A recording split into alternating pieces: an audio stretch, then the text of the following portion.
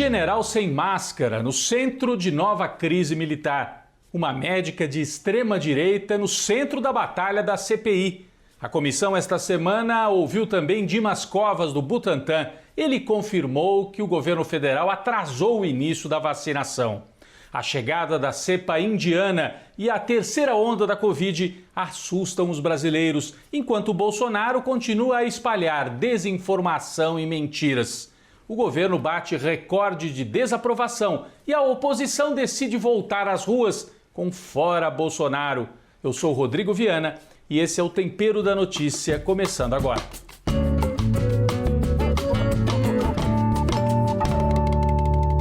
Bom, o Brasil poderia ter sido o primeiro país do mundo a vacinar contra a Covid-19 se o governo tivesse articulado direito as coisas. Quem fez essa afirmação foi Dimas Covas, do Butantan, que é um instituto em São Paulo, produz a Coronavac, vacina de origem chinesa. Ele foi à CPI e deixou claro que o governo federal atrasou o início da vacinação no Brasil. Vamos acompanhar um trecho. No final de dezembro, o mundo tinha aplicado um pouco mais de 4 milhões de doses. E nós tínhamos no Butantan 5 milhões e meio de doses prontas e mais 4 milhões em processamento. Sem contrato com o Ministério. Poderíamos ter iniciado a vacinação antes do que começou? Nós já tínhamos as doses, elas estavam disponíveis. E eu muitas vezes declarei de público que o Brasil poderia ser o primeiro país do mundo a começar a vacinação. Bom, e quem era o ministro da Saúde nessa época em que o Butantan queria adiantar, aprovar logo a liberação da vacina e não houve trabalho do ministro da Saúde? Era justamente o general Pazuello, que esta semana foi parar no centro de uma nova crise militar no Brasil. Isso porque o Pazuello, no último domingo, participou daquela manifestação bolsonarista dos motociclistas no Rio de Janeiro, foi para o palanque ao lado do Bolsonaro, sem máscara. Ele é um general da Ativa. Além de estar sem máscara, militares da Ativa não podem participar de manifestação política, porque isso viraria bagunça, né? Agora eles estão gostando da brincadeira porque é a favor do Bolsonaro. E se aparecer um capitão, um major, um tenente contra o Bolsonaro, como é que fica a hierarquia dentro dos quartéis? Então uma parte dos militares acha que é necessário punir o Pazuello. O presidente, o Bolsonaro, já avisou, não quer punição. Porque o Pazuello foi a esse comício, não foi assim desavisado, cometeu um erro, como ele quis dar a entender. Foi algo pensado. Ele está sendo preparado para uma candidatura no ano que vem. A senador no Rio de Janeiro, a vice-presidente do Bolsonaro, porque o Mourão não deve ficar mais como vice. Então esse é o cenário e essa crise, uma parte dos militares querem punir e o presidente não quer que puna o Pazuello. Outra que aproveitou a questão da pandemia para fazer política e para reforçar uma candidatura em 2022 foi a Mayra Pinheiro, que é conhecida como Capitã Cloroquina. Ela era o braço direito do Pazuello no Ministério da Saúde.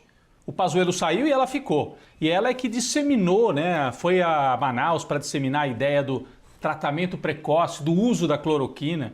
E ela foi convocada para a CPI, prestou um depoimento e reafirmou o tratamento precoce, que não tem nenhuma base científica.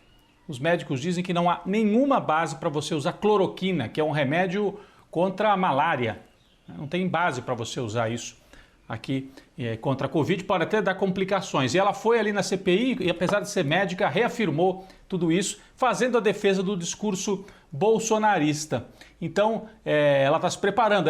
A Mayra, já foi candidata no Ceará. Aliás, ela é bolsonarista hoje, mas ela era do PSDB. Aparece em fotos, inclusive, a gente tem aí, ao lado de Tasso Gereissati lá no Ceará. E ela é também aquela médica que vaiou os médicos cubanos na chegada ao Brasil. Vocês se lembram da foto? Inclusive com falas racistas. Então essa é a personagem bolsonarista que prestou depoimento na CPI. Bem, a semana na comissão de inquérito foi marcada também pelas convocações de governadores. Os governistas lá, a turma do Bolsonaro, quer intimidar governadores. Mas acho que o tiro saiu pela culatra. Dos 9 convocados para prestar depoimento, 7 são ligados ao Bolsonaro. Governador do Amazonas, de Roraima, de Santa Catarina, entre outros. Só 2 são de oposição e pode ser que nem cheguem a ser convocados porque é ilegal comissão parlamentar de inquérito federal e os governadores devem ser investigados e prestar contas nos seus estados, né? Então isso não deve ir para frente. Também foram reconvocados para ir de novo o Pazuello, ex-ministro, e o Queiroga, atual ministro da Saúde. A oposição também se movimenta, tanto dentro do Congresso como nas ruas. O ex-presidente Lula, depois de ter várias semanas aí de articulações de bastidores, nesta semana que passou, ele foi a 2 eventos importantes. Foi visitar o padre Júlio Lancelotti, que tem tido uma posição muito importante, né, de reafirmar a ideia da solidariedade, não é só ideia, né, a ação da solidariedade nas ruas de São Paulo. Lula foi levar roupas e prestar também solidariedade ao padre Júlio. E depois foi visitar uma fábrica no ABC em Diadema, que é uma fábrica que estava para quebrar e os próprios funcionários tocam a fábrica, muito simbólica ali desse movimento dos trabalhadores, no ABC, que é de onde veio o movimento político de Lula. Bom, há muitos sinais de fissuras, né, de divisões na direita, além dos militares. O TSE pediu a quebra de sigilo da chapa Bolsonaro-Mourão e o Lira, presidente da Câmara, Arthur Lira, diz que pode agora sim avaliar os pedidos de impeachment do Bolsonaro. São mais de 100 pedidos que já estão na Câmara dos Deputados. Por sinal, a gente tem aí um crescimento da desaprovação ao Bolsonaro. Essa semana mais uma pesquisa, a pesquisa Poder Data. 59% desaprovam o governo, apenas 35% ainda aprovam. O Bolsonaro mantém esse núcleo, né, de 1/3 de apoio, isso é importante. E quando se faz a avaliação do trabalho dele, 55% de ruim, péssimo, 28% de ótimo, bom. Vai abrindo essa diferença, mas é isso. O Bolsonaro ainda mantém esse núcleo para resistir e para evitar, talvez, o impeachment. O que acontece? Quase não há mais gente que avalia o governo como regular. Com o Bolsonaro é assim, ou você detesta, a maioria, ou você tem um núcleo que ainda o apoia, que é uma minoria de 1/3, e é nisso que ele se agarra para tentar evitar o impeachment nos próximos meses.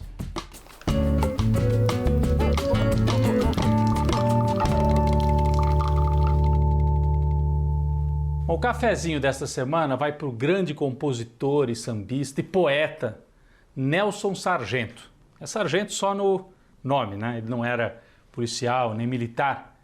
E foi da geração de ouro do samba no Rio de Janeiro. Foi parceiro de Cartola, daquela mesma geração de Nelson Cavaquinho e tantos outros. Mangueirense, nasceu no Morro, na Mangueira, e passou a vida inteira e se criou realmente em torno dessa escola que é a Mangueira. É autor de muitos sambas conhecidos, talvez o mais conhecido seja aquele samba Agoniza, mas não morre, Alguém sempre te socorre, antes do instante derradeiro, né? Mas tem várias outras composições. Com 96 anos, ele estava com a saúde fragilizada e é mais uma vítima da Covid-19. Morreu essa semana no Rio de Janeiro o grande Nelson Sargento, que além de sambista, muita gente não sabe, mas ele também era artista plástico, pintava. Os quadros dele, muitas vezes, quase sempre, retratavam os morros, a paisagem do morro, o casario do Morro da Mangueira. Então ele falava nas suas letras de um Rio de Janeiro dos morros, falava de coisas bonitas, né, de poesia. A gente tem associado o Rio de Janeiro a tanta coisa complicada, difícil, ruim, né? E o Nelson Sargento é a prova de que a gente pode olhar para o Brasil com outros olhos. Ele também tem um samba que eu gosto muito, feito em parceria com o Cartola, que é o Samba do Operário.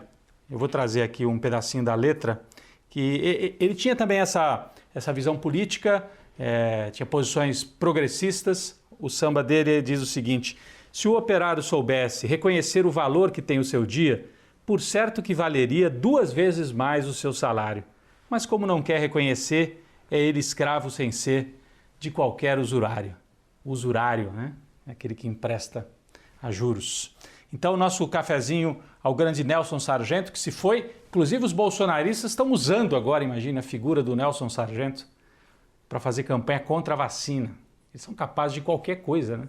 Porque o Nelson tinha tomado já as 2 doses da vacina, mas com 96 anos a gente sabe que a vacina ajuda a ativar o sistema imunológico E as pessoas, quanto mais velhas, às vezes não conseguem, o sistema imunológico não consegue responder a tempo. E ele já tinha a saúde fragilizada também por um câncer. Mas fica a homenagem, a obra dele permanece. Viva Nelson Sargento! Um cafezinho para ele e para a possibilidade de resgatar esse Brasil que canta, que tem poesia e que é capaz de espalhar poesia pelo mundo. Um cafezinho para Nelson Sargento.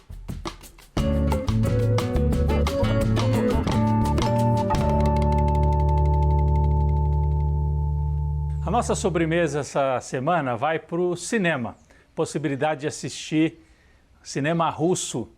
É um canal no YouTube mantido pelo CPC da UMES, Centro Popular de Cultura, e UMES é a União Municipal dos Estudantes Secundaristas de São Paulo, mas é claro, pelo YouTube você assiste no Brasil inteiro. Então, a cada fim de semana, um filme russo, e a enorme, a totalidade, talvez, russos da era soviética, né? Do período da União Soviética. Então, todo fim de semana, da noite de sexta-feira até a noite de domingo, um filme entra em cartaz ali no YouTube e você pode assistir de graça. São 22 filmes nessa sequência. Muitos filmes de guerra. É curioso, né? Porque a gente associa os filmes de guerra aos Estados Unidos. Mas o país que mais perdeu cidadãos, né? Que teve mais vítimas na Segunda Guerra Mundial, foi a Rússia e a União Soviética, os outros países que compunham a União Soviética. Então, o filme de guerra na União Soviética não era só uma operação de propaganda, como alguns acham, né? Tinha a ver com a comunidade. Toda a família na Rússia, na Bielorrússia, na Ucrânia, toda a família passou por isso. Perdeu alguém durante a Segunda Guerra Mundial. E, em alguns casos, perdeu-se uma aldeia inteira, enfim, cidades pequenas foram dizimadas na invasão nazista à Rússia. Aliás, você pode assistir desde clássicos, né, nessa sequência aí. Você tem clássicos como Der Sul Zalá, como Guerra e Paz, e alguns filmes de guerra menos conhecidos aqui no Brasil, como Vai e Veja, que é um muito forte sobre a invasão nazista na Bielorrússia, que pertencia à União Soviética. A Bielorrússia, aqui eu estava estudando um pouco sobre isso, né? A Bielorrússia teve 600 vilas destruídas e mais de 2 milhões de mortos durante a Segunda Guerra Mundial. Esse filme conta um desses episódios, né? Um desses episódios de massacre, de resistência dos russos e dos bielorrussos contra os nazistas. Se você não conseguir assistir no fim de semana, a possibilidade também de entrar no site e aí comprar. Eles vendem alguns DVDs, né? Parece uma coisa meio antiga, né? Ainda comprar DVD, mas são filmes difíceis de achar e que são de muita qualidade e são históricos, né? Contam uma parte da história do século XX, especialmente da União Soviética. Então a dica: cinema russo, cinema soviético no Cineclube do CPC da UMES no YouTube. Fica com uma dica da nossa sobremesa esta semana.